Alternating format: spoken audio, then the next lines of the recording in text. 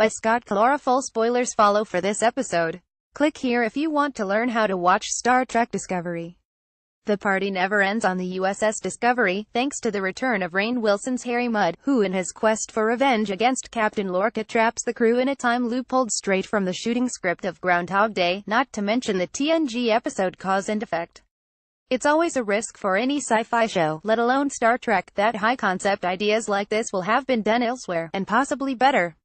And Cause and Effect is one of the classics of the next generation, so it's kind of surprising that Discovery would go to that well so soon in its run. At the same time, the show really hasn't relied much on more gimmicky, to use the term in the best possible way, plots like this yet, so it's interesting to see them give it a try while also working in the ongoing character and plot beats of the series.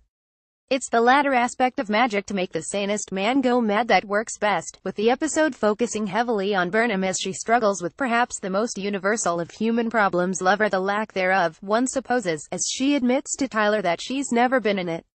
But Tyler, that smooth war hero, is aiming to change that.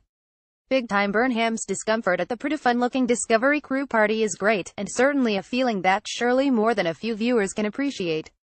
If a Tilly wasn't there, in fact, Burnham might wind up engaged in a conversation with a potted plant. Been there. And by the way, Tilly seems much more socially engaged than the version of her that we first met back in Context is for Kings. Doesn't she also, much more drunk? Have the writers softened her quirkiness already, or is it just the booze effect? Michael doesn't have to contend with potted plants or small talk with Tyler for very long, however, as Mudd's time loop kicks into gear. It's a clever and cool intro that Mudd gets here, riding in on that space whale, and it all fits into the lighter tone of this episode. Even though Mudd is trying to kill everyone, he's doing so in that flippant Mudd sort of way. Example, the guy actually kills Lorca several times in a series of smash cuts, and it's kind of funny. Beaming him into space is probably my favorite one. Actually, after the setup of Mudd's quest for revenge when Lorca left him in prison, it's a bit surprising that this episode doesn't spend more time on that dynamic beyond the mere suffering of Lorca at Mudd's hands. But then again, taking this approach means we get to see Wilson interact with some of the other cast members, which is fun, though the resolution of his story is lacking. He kills everyone multiple times and surely is breaking some kind of Federation laws with that time looping tech, and all Lorca and crew do is send him back home to live with his wife. Come on now.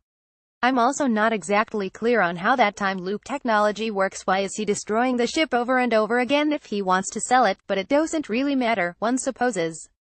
It's Burnham's continued embrace of her human side that is the most interesting aspect of magic to make the sanest man go mad, and it's also terrific seeing her play off the groovy Stamets and the cool Tyler. As Stamets says, what's the deal with those two anyway? I do have a big fear for the overall Tyler arc, and that of course is that the fan theory about him that's been floating around will turn out to be correct.